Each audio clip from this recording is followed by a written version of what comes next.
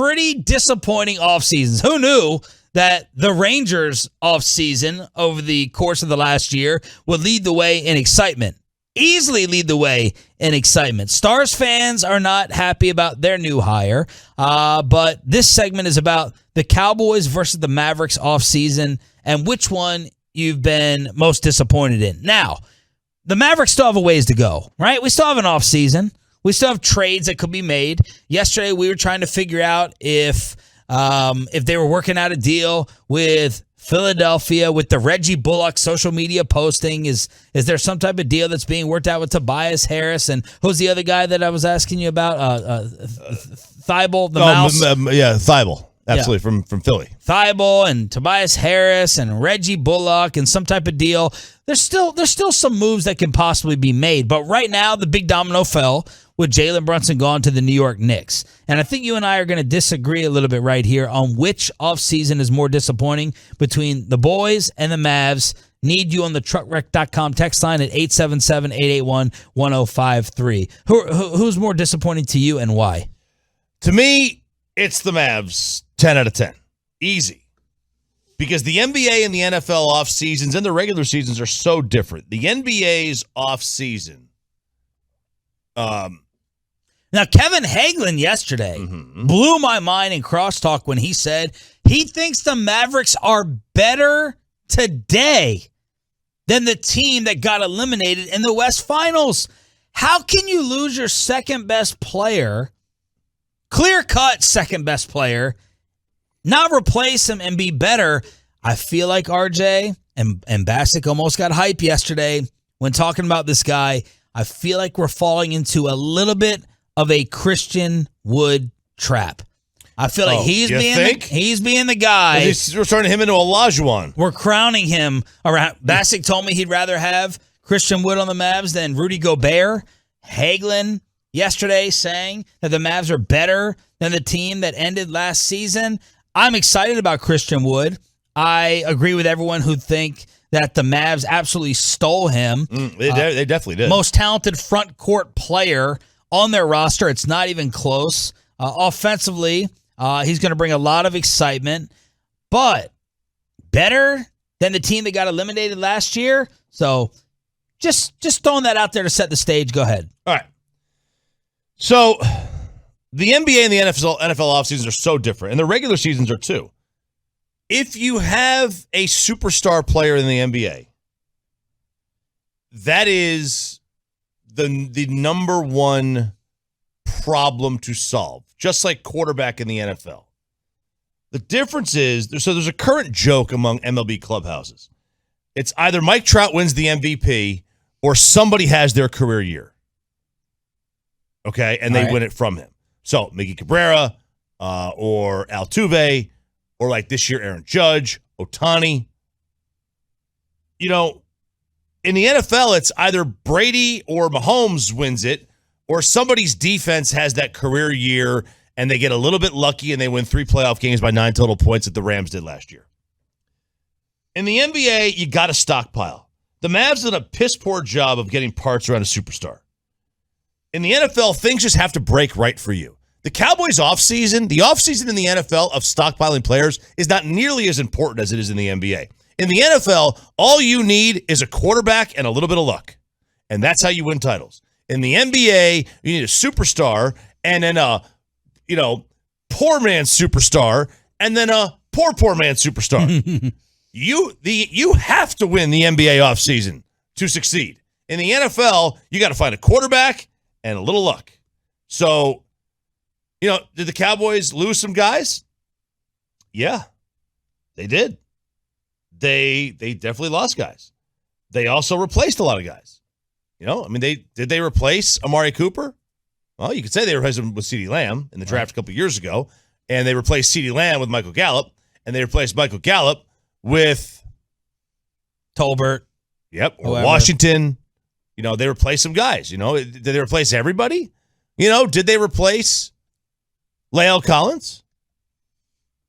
They drafted Tyler Smith. He's not going to play the same position, but they replaced Connor Williams. Right. They replaced a lot of guys in this team. So the NFL offseason to me is just not nearly as important as the NBA's, because the NBA's, you have to win it. Otherwise, you got no chance to win the title. So you think the Mavs have had a worse offseason? I think it's definitely the Cowboys who have had a worse offseason because of the names you mentioned. And yes, you can make an argument that they've replaced them, but the just total lack of spending. I mean, who's cheaper between the Cowboys and the Mavericks? That's another topic. Correct. The graphic came out the other day that Mark Cuban is dead last. The Mavericks are dead last in spending over the last 5 years in the NBA. Not in the last tier. Dead last, 30 out of 30. And then, of course, we know that Catboy, Stephen Jones, isn't going to spend anything. I guess I have more faith and confidence that the Mavericks will have more success next year than the Cowboys. And that's because of Luka's greatness. Sure. But still, that doesn't speak to who's had the worst offseason. You lose Collins, Gregory, Amari, no spending, versus just Jalen Brunson, who I'm not that upset about anyway. You and I were fine with Jalen Brunson rolling out if it was going to cost more than $25 million, which it did, which it has. So I think it's the Cowboys.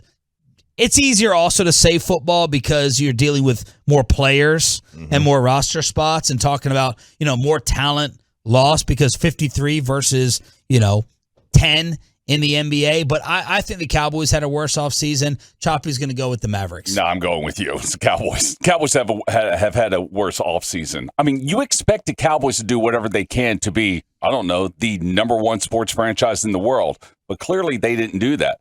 Well, I guess they did do that, but what did they pay for? They overpaid Michael Gallup. They overpaid Dalton Schultz. They didn't do anything for Randy Gregory. They didn't do anything for Amari Cooper. Collins didn't do anything. I mean, at least the Mavericks were trying to make moves to improve themselves, considering one of their players was like, you know what? My daddy's in New York, and I'm going to go up there and play with him. So at least, they tried to do a little something, maybe not enough, but no, it's the Cowboys. Which team do you think got worse, RJ? Like, they start their seasons, right? Mm-hmm. Which one do you think is a better team or can go farther? The Cowboys can go farther. It's not even close. Well, the Cowboys can go farther, but the Mavs cannot win a championship next year, unless as presently constructed. I agree. The Cowboys can, but it's football. It's a one and done. But wouldn't you bet on the Mavericks to definitely, if you're going to bet on one, to definitely be in the playoffs? No, I bet on the Cowboys. Well, I bet on both of them easily. Cowboys are a lock. The Mavs are a lock for the playoffs. Now the Cowboys, the only way that either one of them is not a lock for the playoffs is if Dak or Luka get hurt, and if that happens, then neither of them are going. You're just talking about because of the structures of both leagues. Yeah. In the NFL, it's way more of a crapshoot, so you have more of a chance to make your run. Yes. Versus the NBA, the cream always rises to the top. It absolutely does. There's no doubt about that. So, I mean, look, I think that the Cowboys probably got a little worse, and the Mavericks got a little worse. Outrage for both, no doubt. Sure. Truckwreck.com text line, 877-881-1053, 877-881-1053, on which of the off seasons you are more disappointed in so far. Mavs, I think, maybe, tinker and still try and turn it around, but the big news has happened. Let's see. Cowboys had a worse offseason. It's not even close. Cowboys offseason was not that bad. Amari's washed. Gregory's too much drama. Washington will surprise. The biggest problem the Mavericks have now is they only have one guy that can handle the ball. Yeah. If we had Christian Wood against the Clippers in the playoffs, we beat them both times. The Mavs are 100% better now than the team that got eliminated. Wow. Let's talk about that for a second. Are we crazy? Are we missing something here, Choppy? Well, according to the 214, we don't have any basketball credibility, so that would, yes, we must be missing something. No, we're not missing anything. I'm not going to sit here and go nuts over Christian Wood. I think he's a nice player. I think they stole him. I think it was a great, absolutely lockdown, great maneuver to get him. He's not. I'm not putting him in the. He's not Elijah. You guys are making him out to be Elijah one here. Like, just tap the brakes on this thing a little bit. I mean, he has had seasons of 21-10, 18-10. Good player. That's Jalen Brunson. That's The problem is he's putting up numbers that are worse than Porzingis. Yeah. Think of it that way. Put it that way. Like he was the only option on that team. And he was putting up numbers that were right along with Kristaps Porzingis, who was the second or third option here. And he was putting those numbers as the number one. What did you think of Basic's counter argument yesterday when he said, "Don't start with that 7 teams in 7 years thing"? My counter, ideal in factuality. My counter argument is, yes, Mike, he was figuring out his way, but teams don't let talent get away. In fact, teams overpay talent even when it hasn't developed and prospered yet. I know that he played a total of 1 NBA season in his first 4 years, but you're telling me that Philly and Charlotte and Milwaukee and New Orleans and Detroit were all like, didn't see something potentially special to keep him around and give him more playing time and more games? I don't know. I'm going to stick with 7 and 7 is not a good look, but Mike is not convinced of that, and Hagelin thinks they're better today. Yeah, look, I mean, Hagelin put him as the 3 seed in the West yesterday.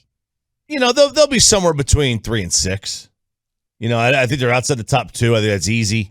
But yeah, I could see. You know, you have a couple career years, and other teams just don't care about seeding because they don't care about the regular season. You know, if you're in the NBA and you take the regular season seriously, you can finagle your way to the top 3. Yeah, you absolutely can. If you're a good team, and they are a good team.